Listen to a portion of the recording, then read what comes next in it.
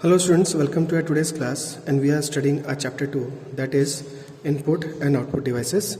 And so far we have covered all these contents. Now today we have to start a day with the topic that is voice input devices, or you can say speech softwares. So let us see what are these devices. Now these devices are basically digital camera and web camera. So digital cameras are just like old cameras which we're using to capture picture. The only difference in digital camera is that when we capture the picture, it is editable. If you remember, in your house you must be having an old type of camera in which you used to insert a film, and with the help of film you used to take pictures. But now in digital cameras, films are not used. Instead of films, you use some kind of memory cards, chips to store the picture. And the best part is that all these pictures are editable. Okay, so it says that it does not require a film roll like a normal camera. Nowadays, mobile phones have inbuilt digital cameras. A webcam is also a kind of a digital camera. So our next topic is webcam. Now, what is the difference between a normal camera and a webcam? Okay, in the webcam, generally pixels of pictures are very less. And due to less pixels, its size is also very less. Size of every frame is also very less. So generally webcams are used for teleconferencing. For, you can say, you use video to talk to someone. So if you want your message to be sent to the other person as soon as possible, so the basic requirement is that pixels must be very less. And this is what actually done by a webcam. A webcam is the short form of web camera. It is a device primarily used to share a live image in real time. Real time means as fast as possible, okay, to or through a computer in a network. So webcams are used with the help of computers. Generally a webcam is connected to a computer by a USB cable. Okay, so these USB ports are another way of hardware through which you if you are using USB devices, then it is just plug and play. If you use other form of cable other than USB, then after connecting this hardware, you may have to restart your computer so that this hardware may start working. But with help of USB, they are just like plug and play. Okay, you don't need to restart your computer, you just plug it and it starts working. So that's all. When you send to a remote location. Now a remote location means, suppose you want to send your video somewhere in America, suppose you are sitting in Mahu. In Mahu also you can say a particular location. Suppose you are sitting in Main Street. In Mahu Main Street you are sitting, house number 24. Now you want to send this message to house number 25 next to your neighbor. Now due to some reason you cannot go to your neighbor's house. So your neighbor's house is a remote location. In fact, you are sitting in one room and you cannot go to another room. So that is also a remote location. So remote location is a location where physically you cannot go to give your message, right? So you can use this kind of technologies to, okay, and you can talk to someone with help of video. So webcam is used where pixels are very less, frames are very less. You have to compromise with image quality, picture quality. We have to compromise. We don't get that much good quality, but yes, it is worth enough to do, like if you want to do some kind of conferencing.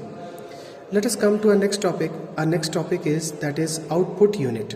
As you know, these are output units. This is computer screen. Now there are two different kind of screen. One screen is very flat and one screen is bigger in size.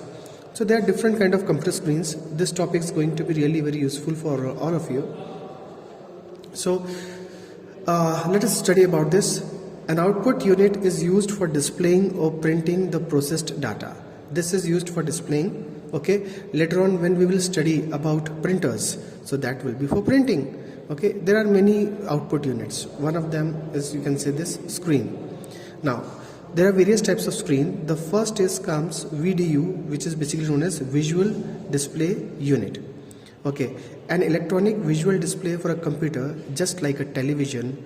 A monitor also displays the output on the screen. It means the old type of televisions what we were using, that is CRT, cathode ray tube. Okay, that is also a kind of an output unit. The picture on a monitor is made up of thousands of small colored dots called pixel. A picture is made up of pixels. Okay, in this screen you will see thousands of dots in form of a graph. suppose I know if you just recall graph, so in graph you'll see there is a mesh of squares and each square can be called as a pixel. So similarly our monitor is also made up of mesh, you can say a kind of pixels. Higher the pixels, higher the resolution. So monitor resolution is measured in pixels, width and by height. For example, 1920 into 1080, it means this many pixels are there in length and in width. The output displayed on the monitor is called soft copy. Whatever you see on monitor is a soft copy. Okay, the book which you're having a look right now, that's a soft copy, but the book which I am having with me, this is a hard copy. So the most common types of monitors are CRT, LCD and light emitting diodes, that is LED. Let us discuss about them in short. First, cathode ray tube. This is the cathode ray tube, an old kind of monitors which used to take a lot of space. It used to consume a lot of electricity, okay, and chances of errors are not that much often, but yes, in comparison to LCD, OLED, plasma, this kind of screen, the number of chances of errors in this were more. These were also like black and white and colored both, and colors are known as RGB. So CRT monitors are most common used monitors until flat screens. Now we have only flat screens. Hardly you see this monitors somewhere. They consist of electron gun. In this if you open this CRT, you will see inside there is a small tube which is known as electron gun. In this monitors, a beam of electrons lights up the pixels, which are phosphorus dots. I know what a phosphor. Okay, which form the inner coating of the screen colored. So according to the coding, a particular strength of beam of light is thrown on this phosphorus powder dot, you can say, and they produce a color according to the coding. So you see a picture on the screen. So basic colors are RGB, red, green and blue. If you combine these three colors, then you can make many colors. Okay, so CRT monitors are bulky, means they are big in size and occupy a lot of space. They are available in various sizes, 14 inches, 15 inches, 17 inches and 21 inches. So the bigger size was 21 inches. A CRT monitor still has a better contrast ratios and viewing angles than any other type of computer monitor. It is said like that, but I literally don't agree with this. Next comes LCD, liquid crystal display monitors. These are LCD monitors. You might have been seen this somewhere. LCD monitors are relatively thinner and lighter than CRT monitors. Okay, they are thinner. This much is too broad, but LCDs are just like one of my fingers width, only that much. They use the light modulating properties of liquid crystal. LCD means liquid crystal display. So they use kind of crystals to emit the light and to produce the color. Liquid crystals do not emit light directly. They save a lot of space and can be mounted on walls. LCDs are basically very thin, so you can put them on a wall. But in case of CRT, you need a good base because they are very heavy also. They provide a wide viewing angle and comes in various size from 17 inches to 60 inches. So the basic difference is that in CRT, maximum size was 21 inches, but now the maximum size is 60 inches. They display sharp images. LCD displays sharp images and requires less power to run. This is one very important feature. In CRT we need more power, but here we can have less power. Okay, they are used in wide range of applications including computer monitors, televisions, instrumental panels. On Casio or something you have seen a small screen. Then aircraft cockpit display, and they are also used in devices such as clocks, electronic clocks, digital clocks, watches, smart watches, calculators, gaming devices and telephones. So these are LCD. With time, various versions of LCDs came. Okay, some versions were OLED, QLED, IPS, PLS, LCD, VA and many more variations came for LCD. Okay, what were there? That was OLED, then QLED, then IPS, that is in plane switching. Then comes LCD, VA and many more things came. Okay, but literally they all were just LCD. Companies were simply changing their names and little bit changes in the hardware. So people used to think that some new technology has come in the market, but there was not much difference in this. Okay, so this kind of LCD monitors were cheaper. These were really on very less cost. These were obviously a better technology, power saving and everything. So these were cheaper in comparison to next what we are going to learn. So our next topic is going to be, that is LED, that is light emitting diode monitors, LED monitors. So LED display, this was a new revolution in computer field, or you can say in electronics field. LED display is the latest development in this field, and since this book is saying latest, maybe the version of this book is little older. We'll discuss about latest version also. This is not latest, now something else is then latest. So LED display is the latest development in this field. These monitors are light emitting diodes that act as a performance boosters in them. Okay, earlier we were discussing about pixels, but now instead of pixels, now they are diodes. So each pixel is having its own light, its own neon light. LED monitors offer better color quality, clarity and display, better colors and better display than LCD. These monitors are flat, thinner and lighter in weight. Okay, so LEDs were more thinner, LEDs were more lighter than LCDs.